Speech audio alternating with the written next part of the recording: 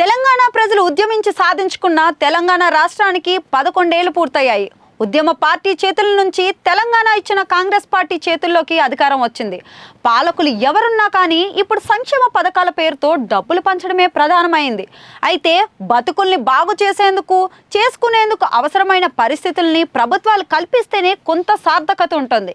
ఇక ఆ దిశగా తెలంగాణ ఈ 11 ఏళ్లలో మెరుగైన పురోగతి సాధించింది అని అనుకోవచ్చు.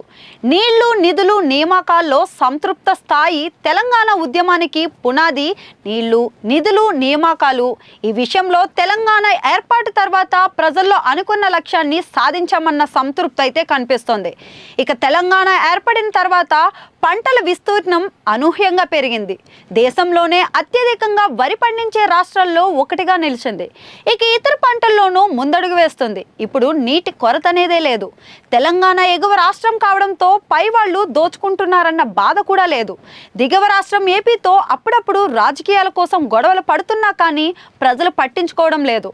ఉద్యోగ నియామకాలు కూడా జోరుగానే సాగుతున్నాయి. కొన్నాళ్ల పాటు ఈ అసంతృప్తి అయితే ఉండేది. ఇప్పుడు అది కూడా లేదు. నిధుల కొరత లేదు. పంచడానికి ఎన్ని నిధులు వచ్చినా సరిపోవు. ఆ కోణంలో పక్కన పెడితే ఇక తెలంగాణకు ఆదాయం దండిగా ఉన్నట్లే.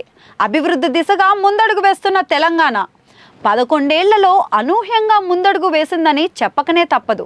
హైదరాబాద్ పూర్తి స్థాయిలో మారిపోయింది.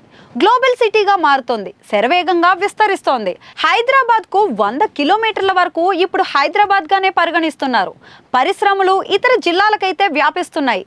తెలంగాణ ఏర్పాటుతో ఇన్స్టెంట్గా ఎవరికీ లాభం రాదు, కానీ అనుకూలతలు ఉపయోగించుకుని ముందడుగు వేస్తే ప్రజల బతుకులు మారుతాయి. ఆ దిశగా తెలంగాణ ముందడుగు వేసింది.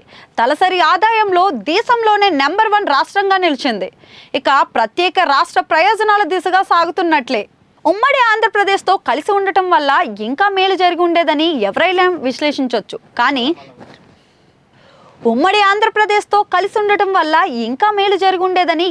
విశ్లేషించవచ్చు. కానీ జరగాల్సింది జరిగిపోయింది. ప్రత్యేక రాష్ట్రంగా మారిన తర్వాత ఇప్పటికీ జార్ఖండ్, ఛత్తీస్గఢ్ వంటి రాష్ట్రాలు దాటినా పడలేదు.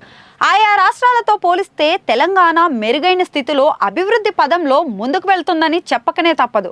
ఇక రాజకీయ పరంగా ఆలోచిస్తే ఎవరి గోల వారిది.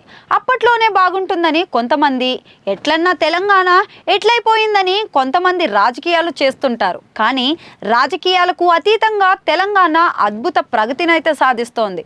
తెలంగాణ ఏర్పాటు లక్ష్యం దిశగా అయితే వెళ్తోంది.